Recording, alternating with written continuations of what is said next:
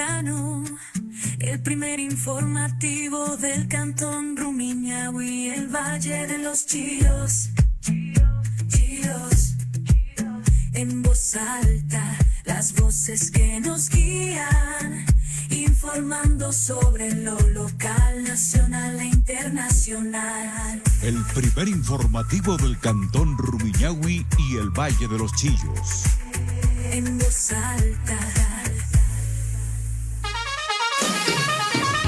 8 de la mañana con 5 minutos, tenemos ya las 8 de la mañana con 5 minutos. A esta hora de la mañana les saludamos cordialmente a Pochun Lee. Él es analista y docente universitario, a quien como siempre le agradecemos por haber aceptado conversar con nosotros unos minutos, y es para hablar sobre el alcance que tiene el incremento del IVA. Buenos días. ¿Cómo ha visto en estos primeros días el comportamiento del consumidor final, que somos nosotros? ¿Qué productos han subido? ¿Qué productos no han subido el IVA?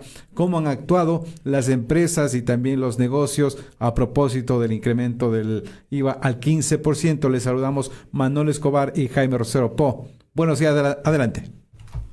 ¿Qué tal, Jaime? Manolo, un gusto verles de nuevo otra vez. Siempre Gracias. Contento de regresar a Ecos de Rumiñahui. Claro, hemos visto ambigüedad, honestamente, porque ambigüedad y especulación serían los resúmenes, ¿no? Especulación porque sabemos que cosas que suben 5 centavos acaban subiendo 25, 50 centavos en el caso del tanque de gas, por ejemplo. Combustibles, todo lo que es básico, perecible, vemos que ha subido, ¿no? En restaurantes es ambiguo también. En el caso del almuerzo subirá, pero si es que es un producto de mayor cuantía, por ejemplo, si es una comida de 10 a 15 dólares, eso no lo subirán porque entra en competencia, ¿no? Realmente, si usted sube, la gente busca lo que llaman en economía ser más elásticos, buscan sustitutos, y en ese caso los productos de mayor cuantía en dinero son más, en general, más elásticos. O sea, la gente busca sustitutos, busca no comprarlo y buscar otra cosa. Y hay temas que no deberían subir el IVA. Me refiero al arroz, las papas, los vegetales, las carnes, los huevos, los fideos que se adquiere en el mercado usualmente, pero al parecer al final del día eso no ocurre. No ocurre por especulación. O sea, si es que subieron los combustibles, por ejemplo. Eso dicen que eso afecta a mi distribución, el intermediario me cuesta más porque a él le cuesta más la gasolina y yo le estoy pasando a usted. Y además 3, 5 centavitos en cada cosita no cuesta. Pero todo el mundo sabe, ¿no? Gente que vive del día al día, todos los centavos cuentan, y es un golpe para la economía popular, ¿no? Y usualmente los transportistas no asumen estos valores del incremento, es decir, ellos nunca pierden y se traslada directamente al consumidor final. Así es, eso creo que históricamente lo sabemos. Suponga que mañana se arrepienten y dicen vamos a bajar de 15 al 13, el IVA igual no va a bajar los precios. O sea, ya, el mal ya está hecho. Mándalo. Economista, buenos días nuevamente. Bueno, sabe que estamos analizando esa situación con Jaime extra micrófonos, pero lo que se logre del IVA, que aproximadamente unos hablan de 1.100, 1.300 millones de dólares, va a ser poco o nada, porque estaba mirando unas cifras sinceramente desastrosas, cómo se van acumulando las deudas del gobierno y cada vez sube. La deuda con el IES es impresionante. Yo creo que el único camino que le queda se llama Fondo Monetario Internacional, economista. A eso vamos, realmente uno de los acuerdos, y depende a quién le pregunte. Por ejemplo, en el caso de Fitch Ratings, están diciendo que el financiamiento es de aproximadamente 2.500 millones de dólares. Hay gente que le estima un poco menos, porque todo depende de cuánto se recolecte en este incremento del IVA, ¿no?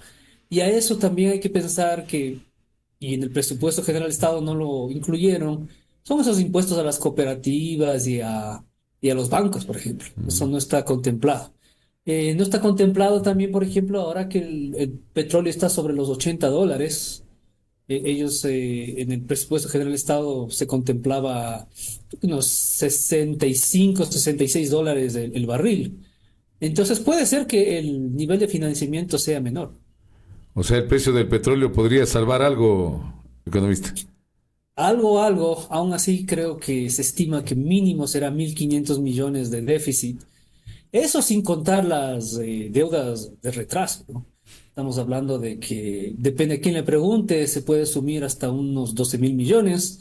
La mitad de eso es entre los GATS, lo que se le arrastra a los gobiernos locales, y el IES, ¿no? Ese 40% que tiene que contribuir el gobierno. ¿Qué pasará con el tema de la educación? ¿Qué pasará con el tema de la salud, los medicamentos, los servicios de salud como consultas con los médicos, los especialistas, incluyendo los servicios de medicina prepagada y seguros de salud que tienen 0% de IVA? Po. Sí, eso en teoría no debería subir todo lo que es salud, pero sabemos que de alguna manera si es que se comercializa o se distribuye ese producto, ese servicio, todo sube, ¿no? Realmente las clases de natación de su hijo, de música, todo adicional, ya están especulando, póngale $2 más, ¿no? Ajá. Sin hablar de la proporcionalidad en relación al IVA. Y eso que esas clases, educación no pagan. ¿Cómo va a funcionar el tema de los insumos para la construcción, economista? Porque las constructoras hablan de que son solamente determinados productos. El común de la gente, el consumidor común, va a una ferretería y encuentra que definitivamente bajó el IVA a lo que está previsto. No, Po. no, porque generalmente si es que vemos por el momento, tal vez cambien la normativa, porque ahí siempre se regula las mini leyes. Realmente es para el material de construcción, la de base, ¿no? Por ejemplo, ladrillo, cemento, para hacer la base. Y eso solo afecta a que baje el precio 1%, ¿no? En relación a la casa. De los acabados no están contemplados por el momento. Y generalmente los acabados son los que pueden costar más, ¿no? Estamos hablando del retrete, los lavabos, la cerámica. Por ejemplo, iluminación, lámparas, por ejemplo, no van porque son estéticas. Entonces hay mucho que debatir en eso y tal vez se lo resuelva en un reglamento, pero por el momento es básicamente para cemento, mortero, ni siquiera la estructura metálica está Metálica. contemplada. Entonces, eso también deberían revisar si es que queremos realmente ver una reducción en el precio. Y el precio de las viviendas posiblemente bajará un 4% con la devolución del IVA, dicen los No, no es constructores. tan directo. Así dicen. Si es que solo mantienen a esos materiales, decían que es 1%. Bueno, en los cálculos bajará 1%, que con las tasas de interés que tenemos en este país, en créditos hipotecarios, algo será, pero no es mucho. Entonces no sabemos cómo terminará eso porque la realidad tiene que ver más con el hecho pasado y menos la proyección. La proyección nadie lo sabe. Y no tenemos mucho campo de acción o mucho campo de maniobrar con los multilaterales también, Po. Así es, nosotros ya hemos, que Rebasado. dice, sacado el agua del pozo. Ya no hay, ya no hay con qué. Por eso los acuerdos que tenemos son extraordinarios y son extendidos y tratamos de decir que es estructural a corto plazo y por eso es que estamos hablando de 3.000 millones y alrededor de esas cifras. No es algo que sea mayor. Eh, y lo controversial que se viene, ¿no? Porque parte de esos préstamos implicaba subir el IVA, que ya lo tienen, y la otra es eliminar los subsidios a los combustibles, que es otro tema que ha causado conmoción social ya 2 veces al menos. Economista, este punto es muy clave. Usted lo acaba de decir con mucha propiedad. Uno de los requisitos que exige para supuestamente tener una estabilidad económica se llama IVA, pero el otro es más grave. No hay un camino, han intentado con las franjas, no hay un camino para focalizar los subsidios a los combustibles, porque inmediatamente viene el riesgo de la protesta social. ¿Qué hacer o cómo? ¿Cuál es la varita mágica para focalizar subsidios de combustibles, economista? No hay una varita mágica, pero como todo proceso en políticas públicas tiene que ser progresivo, gradual y que le den la oportunidad de cambiar las reglas mientras ven las trampas. Porque, ¿qué nos preocupa en el Bandas. Bandas ya sucedió y eso les llevó al segundo paro. Así El es, así presidente es. Lenín Moreno puso las bandas, llegó hasta el presidente Lazo que no hizo nada y ya se volvió muy caro y no cambiaron las bandas hasta que, o sea, ¿cuál fue el resultado final de ese paro? Es que nos bajaron 15 centavos a la gasolina, de 2.55 quedó a Claro. 2.40. Ese fue el resultado, pero no resuelve el problema.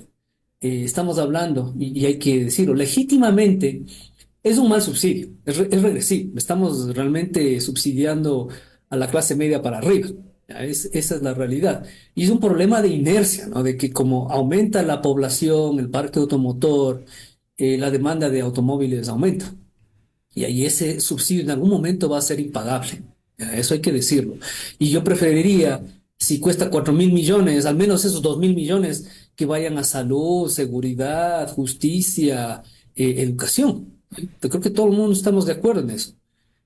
Pero por eso decimos que hay que ver una focalización. Banda no es una focalización. Así es, Focalización así es. implica quitarle a alguien y darle a otros por compensar. Se lo le voy a compensar en el pasaje, por ejemplo. ¿Ya? Entonces, por eso se mantiene. Y no hay varita mágica, ¿no? Yo creo que hemos hablado con Jaime en otras ocasiones de cómo focalizar. Una tiene que ver, de hecho, y es relativamente fácil, es con qué tipo de automóvil tiene. No, alguien no compra una volqueta para irse de paseo. Este es un carro productivo que ayuda de alguna manera a la productividad de encadenamiento logístico del país. Entonces, ese carro debería recibir más subsidio. Ya una camioneta de una cabina debería recibir más subsidio que una de doble cabina, ¿sí o no? Porque hay una probabilidad que ese carro también se use para algo recreativo. ¿Ya? Entonces, el subsidio tiene que ser basado en la actividad productiva. O sea, el hecho que usted compre tal carro ya le está diciendo cuál es su lugar en la sociedad, en la cadena productiva. Entonces, eso se puede hacer y hacer los cálculos técnicos, ¿no? Decir, mire, yo no le voy a dar 400 galones, 500 galones a un carro particular sedán, por ejemplo, porque tendría que usted manejar todo el día, ¿sí? Si usted tiene la placa naranja, ¿sí?, de taxi, entonces usted se está haciendo un servicio público, ese tendrá que ser subsidiado más que el Uber, por ejemplo. ¿Sí? Entonces se lo puede hacer basado en la especificidad del automóvil y los cálculos de kilometraje también, ¿no? Y eso no requiere mucho dinero y implementarlo, ¿no? Y de ahí creo que la idea más nueva que hemos oído es entregar esas tarjetas. Esas tarjetas son más bien de registro y descuento, no es que tienen dinero adentro. Que el hecho de que usted tenga, que será esa tarjeta que le dice, especifique el auto y van descontando cuánto subsidio le van a dar, subsidio le van a dar. Y usted igual compra la gasolina, pero a descuento. Es un buen paso, ¿no? Y ahí nos evitamos todo este problema de que hay que instalar, que será un escaneador de placas o alguna cosa así, ¿eh? Ya tenemos el sistema, se lo hace con un banco o se le obliga a ciertos bancos que nos ayuden a ese problema social. Puede ser parte de esa responsabilidad social que deben tener los bancos y entregar esas tarjetas. Y esas tarjetas solo son de registro, ¿no? Pero están conectados a una red que ya existe. Puede ser, hay varias ideas y no hay una solución. Lo que nos interesa en general de ese subsidio es que a los que les dan el subsidio no estén vendiendo gasolina a los que no les dan subsidio. O sea, eso es lo más importante. Economista, justamente yo creo que de alguna manera ya se está focalizando este asunto. Y le digo por el tema de la gasolina super, ¿no? Si usted va a poner gasolina super es que usted tiene un poder económico. Y le va a poner gasolina super que sea un vehículo de alta gama, ¿no? No una persona de clase media o baja va a poner súper en una camioneta que transporta alimentos o que le sirve del sustento diario. De alguna manera lo de la súper ya puede ser un camino para también ver cómo, como usted señala, hay muchas posibilidades, pero que las hagan, porque este subsidio nos está acabando, economista, y sinceramente yo creo que es el problema más grave que tiene la economía, porque buscar otras alternativas que no sea levantar subsidios, no sé cuál sea, economista. Sí, o sea, si hablamos de lo ambiental, ¿no? Estamos hablando de también tengamos mejores gasolinas o pensar en esta movilidad de carros híbridos en algún momento eléctricos. Carros híbridos son más eficientes, pero también es eso, ¿no? De que los automóviles que tenemos son muy viejos y son muy caros. No nos dan la mejor tecnología. Y usted compare un carro de Estados Unidos de acá, el de Estados Unidos cuesta menos, de mejor equipado y tiene mejores, digamos, estándares ambientales también. Entonces también podemos trabajar de ese lado, pero por eso es juego limpio, ¿no? O sea, usted me carga con muchos aranceles para un carro menos equipado, más chimbo, tampoco es justo, ¿eh? Entonces, juguemos limpio con la gente. De alguna manera, o baje los aranceles y requiera que, al menos en el tema ambiental y de eficiencia, sea más alto, y sería una manera de resolver tal vez esa demanda, ¿no? Y hay que hablar de contrabando, ¿no? Contrabando se estima que es 20-30%, ¿sí? Y no sabemos porque no hay ese número, pero ese 20-30% se lo puede arreglar eh, ya poniendo o oficializando o que no hay un incentivo para ir a contrabandear esta gasolina, porque en Colombia o Perú es más cara la gasolina. Regresando con el tema del Fondo Monetario Internacional, recordar que aquí se encuentra una comisión del Fondo Monetario Internacional. Usualmente este tipo de reuniones son para un poco buscar el camino para un nuevo crédito, porque de acuerdo a Citi Research dice que Ecuador necesita ajustar el gasto. ¿El gasto de qué tipo o cómo podría ajustar el gasto para que pueda llegar a un acuerdo con el Fondo Monetario Internacional, Po? O sea, ellos tienen una frase elegante que llaman consolidación fiscal, o sea, ¿no? Que realmente es busque en su nómina, en lo que le cuesta al Estado, trate de no afectar lo social, ya aunque sea, se pusieron pilas los del FMI, se dieron cuenta que de alguna manera hay que proteger a los más vulnerables, de reducir, por ejemplo, la nómina del Estado, ¿sí o no? Y eso, créalo o no, es muy difícil porque más o menos el 90% de los salarios va a temas de salud, de educación, seguridad, justicia. ¿Ya? Y entonces no hay mucho que recortar en ministerios. Y eso estamos hablando, de que ellos logren reducir esa nómina. Pero créalo, no, va en contra de el desarrollo de un país. Si lo piensa, países desarrollados tienen gobiernos grandes, ¿no? ¿De dónde viene esa idea de reducir el tamaño del Estado? Es porque ellos ya tienen un Estado muy grande, ¿sí? A nosotros nos falta Estado. Y la evidencia de eso es porque no tengo medicinas, porque tenía que hacer una cola en el patio de tierra, en el registro civil, o esperarme 6 meses para que me den un pasaporte. Entonces, eso implica que o el gobierno está haciendo su trabajo por gestión o falta gobierno. En países en desarrollo como los nuestros, requeremos un mayor tamaño del Estado. Necesitamos un poco más de control, necesitamos mayor infraestructura, necesitamos realmente estar al día con los avances que tienen los países desarrollados. Y eso implica tener más Estado. El sector privado no va a hacer carreteras, por ejemplo. El sector privado no puede tener un ejército o una policía solo para ellos, ¿no? Entonces necesitamos más Estado, ¿no? Por eso hay un déficit de policías, por ejemplo. Y eso es difícil, ¿no? Cuando nos piden que recortemos para que les preste. Es casi imposible, porque cada ítem, cada programa que pongamos en el presupuesto general del Estado afecta a alguien que está siendo vulnerado o necesita ese servicio. De acuerdo a los Entonces, entendidos, es más difícil. sí, de acuerdo a los entendidos, a los expertos, se dice que estamos buscando alrededor de 3.000 o 4.000 millones de dólares de crédito con el Fondo Monetario Internacional, pero esto sería a través de un acuerdo de servicio ampliado. ¿Qué significa esto de un acuerdo de servicio ampliado, Po? Es que, como ustedes ya toparon fondo, están diciendo, Ecuador, usted ya topó fondo, no podemos darle Vengan al fondo. en relación a lo que usted contribuye, porque para que le presten el FMI, usted contribuye con un fondo, ¿no? Usted ya está pidiendo más de lo que usted pone en garantía, por ejemplo. Entonces, le podemos dar un crédito más corto plazo, seguro de entre 3 a 5 años que lo cumpla, para una cuantía menor, porque 3.000 millones a nivel de Estado no es mucho, ¿sí? No son 30.000 millones, por ejemplo.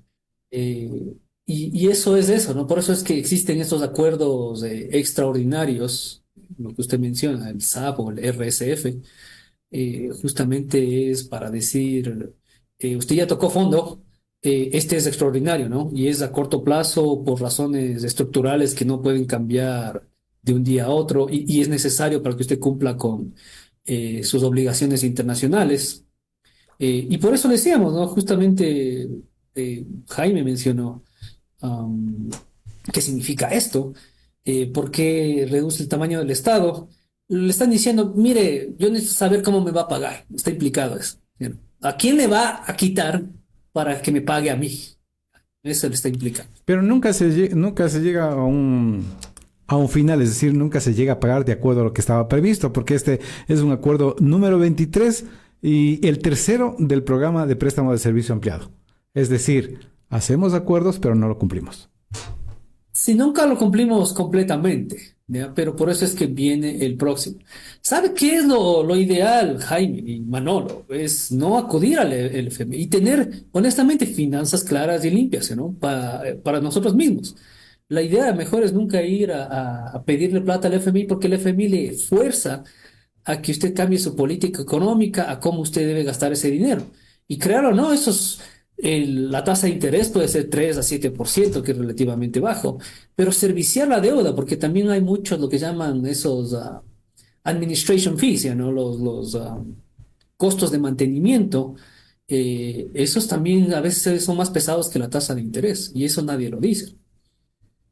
Economista, si no es del Fondo Monetario Internacional, ¿a dónde vamos? Acuérdese lo que pasó con el gobierno del expresidente Correa. Hipotecamos el petróleo con China. Mire, la ventaja de China es que ellos lo ven como una transacción financiera. Ellos dicen, mire, usted necesita plata, ¿con qué me puede pagar? O sea, porque yo no le estoy diciendo que cuando yo le dé los 10.000 millones, usted cambie su política económica. Yo no le estoy diciendo eso. A mí me interesa qué tiene usted para pagarme. Y lo que nos interesa en su país, aparentemente, o es minería o es petróleo. O nos da concesiones mineras o nos da petróleo, porque no nos interesa, por ejemplo, comprar bananeras, además de que el Estado no tiene bananeras, ¿ya? Entonces, ¿qué tiene usted para darme? Y es una transacción financiera. China no presta a los que no tienen con qué pagarles. Y eso creo que es cualquier banquero en el mundo. ¿Usted qué me puede dar de garantía? Sin embargo, la ventaja de eso es que no tenemos que meternos por ejemplo, parte del acuerdo con el Fondo Monetario es darles inteligencia económica, ¿no? Todos los datos sobre su economía, no tenemos que entregar eso. Entonces, eso también tiene un costo, esto de serviciar la deuda. Entonces, China no pide eso. Ya, esas son las ventajas. Lo que sí pide China, pero igual lo hubiera pedido el FMI con su conglomerado, es que si hay proyectos de infraestructura, tienen que comprar servicios de China, en el caso de FMI, a Europa y Estados Unidos. Entonces, eso no ha cambiado en ninguna parte del mundo. Pero la diferencia de cómo quiere manejar esos fondos que lo otorgan, si hay más libertad en China. Claro que cuesta un poco más en interés, pero no en serviciar. Perfecto, con eso nos quedamos, Po. Como siempre, muy agradecido. Gracias, economista. Excelente. Siempre un agrado, ¿no? Es bueno verles de nuevo. Y desearle éxitos también, ¿no? Es una excelente radio también. Muy gentil. Que Muchas tengan buen gracias, día. economista. Gracias a Po Chun Lee, les decía, es analista económico y docente universitario del IAEN.